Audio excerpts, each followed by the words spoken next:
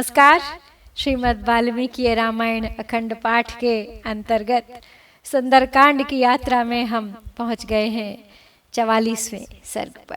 और आज हम 2 सर्ग पढ़ेंगे, 44 और 45, यानी कि चतुश्चत्वारिंशः एवं पंचचत्वारिंशः सर्गः।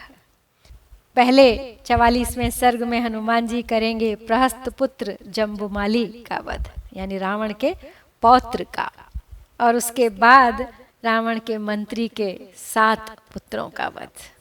हनुमान रावण को पहले से ही कमजोर किए दे रहे हैं, जिससे श्री राम को उस पर विजय पाना आसान हो जाए। तो चलिए प्रारंभ करते हैं आज का पाठ। संदिष्टो राक्षसेन्द्रेण प्रहस्तस्य सुतो बली जम्बुमाली महादंष्ट्रो निर्जगाम धनुर्धरः रक्तमाल्याम्बरधरः स्रग्वी रुचिरकुण्डलः महान् विवृत्तनयनश्चण्डः समरदुर्जयः धनुः शक्रधनुः प्रख्यं महद्रुचिरसायकं विस्फारयाणो वेगेन वज्राशने समस्वनं तस्य विस्फारघोषेण धनुषो महता दिशः प्रदिशश्च नभश्चैव सहसा समपूर्यत रथेन खरयुक्तेन तमागतमुद्दीक्ष्य सः हनुमान् वेगसम्पन्नो जहर्ष च ननाद च। तो हनुमान ने लंकापुरी में काफ़ी विध्वंस मचा रखा है, अशोक वाटिका नष्ट कर चुके हैं, वहाँ कुल देवता के चैत्य प्रासाद को भी विध्वंस कर दिया है उन्होंने। और अब इस सब के बाद आ रहे हैं रावण के अपने परिवार के महाबली योद्धा। तो पहले राक्षस राज रावण की आज्ञा पाकर प्रहस्त, रावण के पुत्र प्रहस्त का बलवान पुत्र जम्बुमाली, यानी रावण का पौत्र, जिसकी दाढ़ें बहुत घनी थी, हाथ में धनुष लिए राजमहल से बाहर निकला। लाल रंग के फूलों की माला और लाल रंग के ही वस्त्र पहने हुए था। उसके गले में हार और कानों में सुंदर कुंडल शोभा दे रहे थे। उसकी आंखें घूम रही थीं और वह विशालकाय क्रोधी संग्राम में दुर्जय था। उसका धनुष इंद्रधनुष के समान था। उसके द्वारा छोड़े जाने वाले बाण भी बड़े तीखे थे, सुंदर थे। जब वह वेग से उस धनुष को खींचता था तब उससे वज्र और अशनि के समान गड़गड़ाहट पैदा होती थी। तो प्रहस्त के पुत्र जम्बुमाली ने जब उस धनुष को चढ़ाया तो उस धनुष की महती टंकार ध्वनि से संपूर्ण दिशाएं, विदिशाएं और आकाश सभी सहसा गूंज उठे। वह गधे जुते हुए रथ पर बैठकर आया था। उसे देखकर वेगशाली हनुमान जी बड़े प्रसन्न हुए और जोर जोर से गर्जना करने लगे। तम तोरण विटंकस्थम हनुमंतम महाकपिम जम्बुमाली महातेजा विव्याध निशितैः शरैः अर्धचंद्रेण वदने शिरस्येकेन कर्णिना बाह्वोर्विव्याध नाराचैर्दशभिस्तु कपीश्वरम् तस्य तच्छुशुभे ताम्रम् शरेणाभिहतं मुखं शरदीवाम्बुजं फुल्लं विद्धं भास्कररश्मिना तत्तस्य रक्तं रक्तेन रञ्जितं शुशुभे मुखं यथाकाशे महापद्मं सिक्तं काञ्चन बिन्दुभिः चुकोपबाणाभिहतो राक्षसस्य महाकपिः ततस्य रक्तं रक्तेन रञ्जितं शुशुभे मुखं यथाकाशे महापद्मं सिक्तं कांचन बिंदुभिः। तो महातेजस्वी जम्बूमाली ने महाकपि हनुमान जी को फाटक के छज्जे पर खड़ा देखा तो उन्हें उसने तीखे बाणों से बेंधना आरंभ कर दिया। उसने अर्धचंद्र नामक बाण से उनके मुख पर, करणी नामक एक बाण से मस्तक पर और 10 नाराचों से उन कपीश्वर की दोनों भुजाओं पर गहरी चोट की। उसके बाण से घायल हुआ हनुमान जी का लाल मुंह शरद ऋतु में सूर्य की किरणों से विद्ध हो खिले हुए लाल कमल के समान शोभा पा रहा था। रक्त से रंजित हुआ उसका वह रक्त वर्ण का मुख ऐसी शोभा पा रहा था मानो लाल रंग के विशाल कमल को सुवर्णमय जल की बूंदों से सींच दिया गया हो, उस पर सोने का पानी चढ़ा दिया गया हो।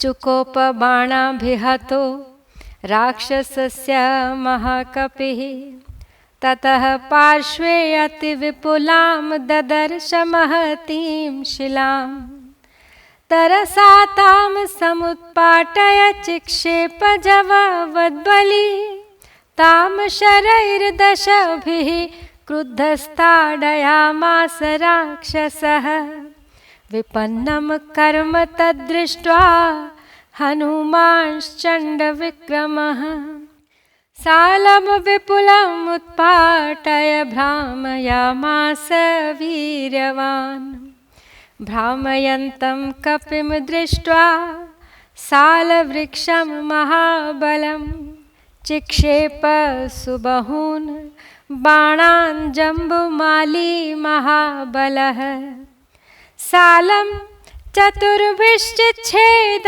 वानरं पञ्चभिर्भुजे उरस्येकेन बाणेन 10भिस्तु स्तनान्तरे सशरैः पूरिततनुः क्रोधेन महतावृतः तमेव परिघं गृह्य भ्रामयामास वेगितः।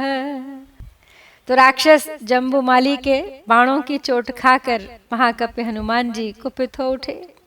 उन्होंने अपने पास ही पत्थर की एक बहुत बड़ी चट्टान पड़ी देखी और उसे वेग से उठाकर उन बलवान वीर ने बड़े जोर से उस राक्षस की ओर फेंका, किंतु क्रोध में भरे उस राक्षस ने 10 बाण मारकर उस प्रस्तर शिला को तोड़ फोड़ डाला।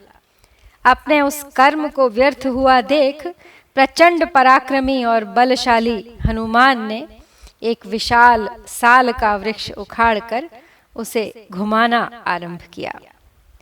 उन महान बलशाली वानरवीर को साल का वृक्ष घुमाते देख महाबली जम्बूमाली ने उनके ऊपर बहुत से बाणों की वर्षा की।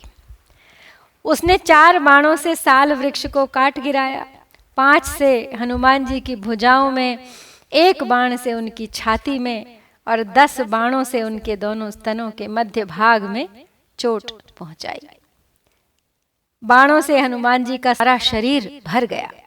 फिर तो उन्हें बड़ा क्रोध आया और उन्होंने उसी परिघ को उठाकर उसे बड़े वेग से घुमाना आरंभ कर दिया।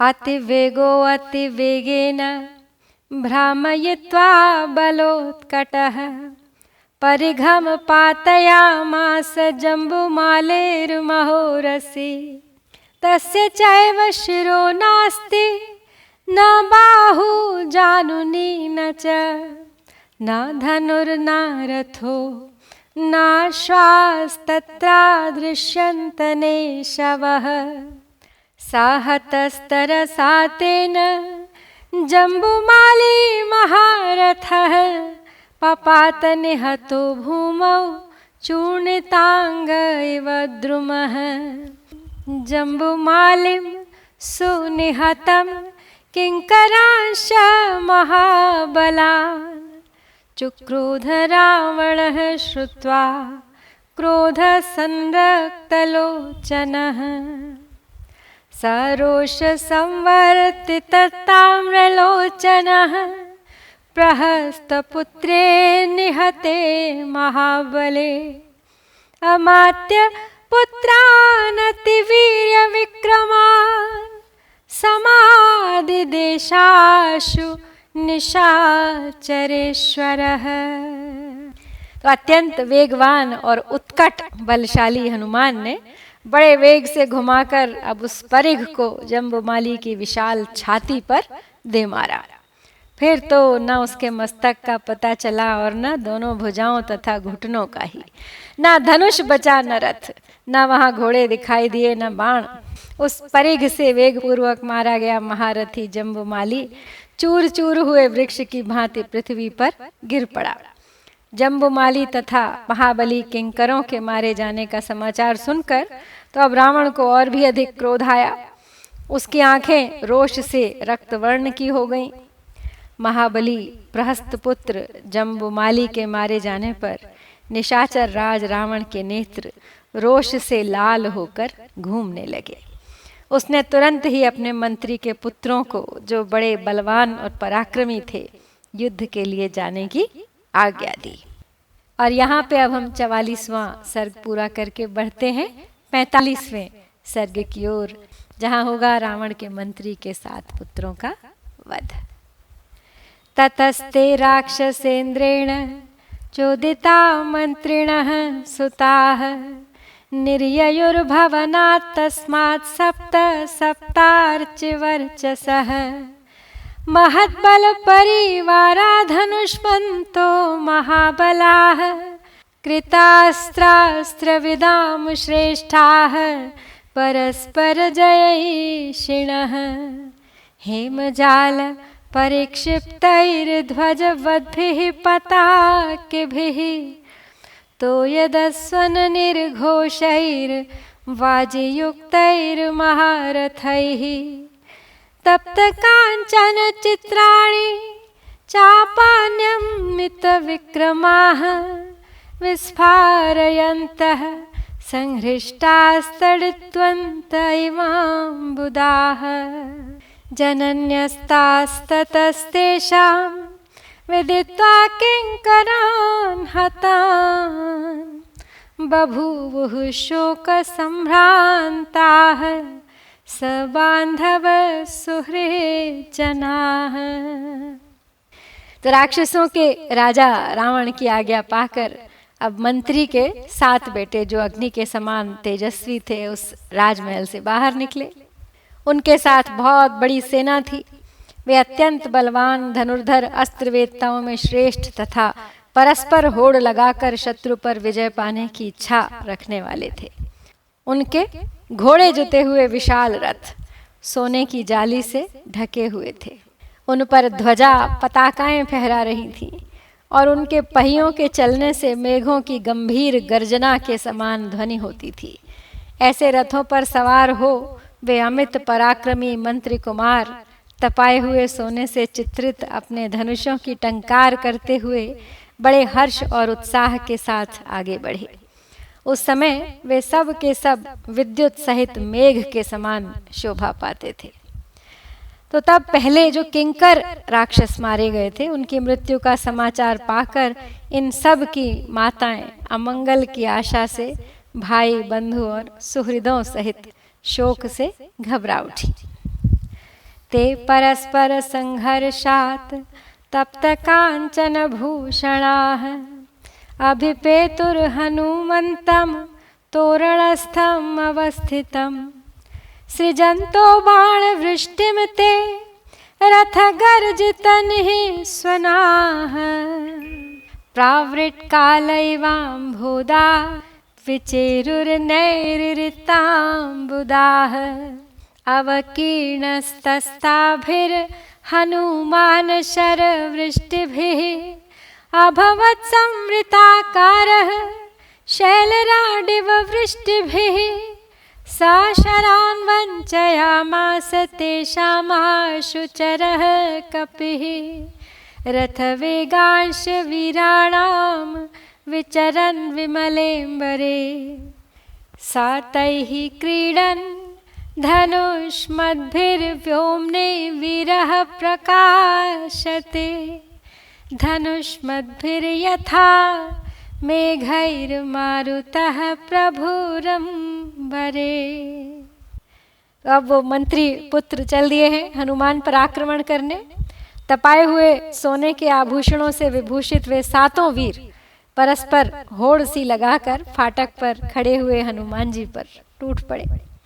जैसे वर्षा काल में मेघ वर्षा करते हुए विचरते हैं, उसी प्रकार वे राक्षस रूपी बादल बाणों की वर्षा करते हुए वहां विचरण करने लगे।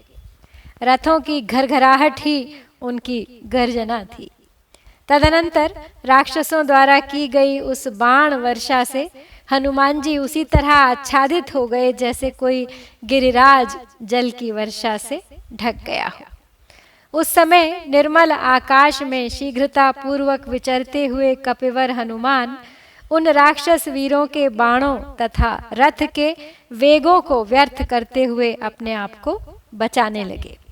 जैसे व्योम मंडल में शक्तिशाली वायुदेव इंद्रधनुष मेघों के साथ क्रीड़ा करते हैं, उसी प्रकार वीर पवन कुमार उन धनुर्धर वीरों के साथ खेल सा करते हुए आकाश में अद्भुत शोभा पा रहे थे।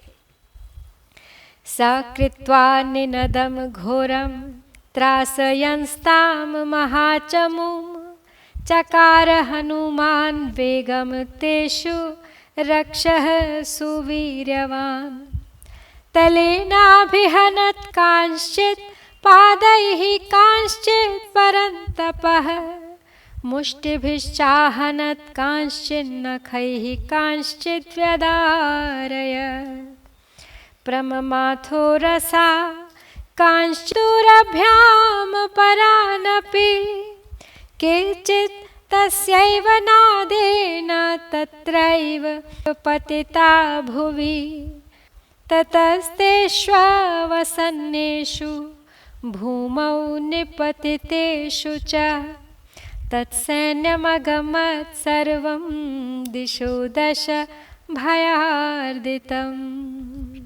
तो पराक्रमी हनुमान ने राक्षसों की उस विशाल वाहिनी को भयभीत करते हुए घोर गर्जना की और उन राक्षसों पर बड़े वेग से आक्रमण कर दिया। शत्रुओं को संताप देने वाले उन वानर वीर ने किन्हीं को थप्पड़ से ही मार गिराया और किन्हीं को पैरों से कुचल डाला, किन्हीं का घूंसों से काम तमाम किया और किन्हीं को नखों से फाड़ डाला।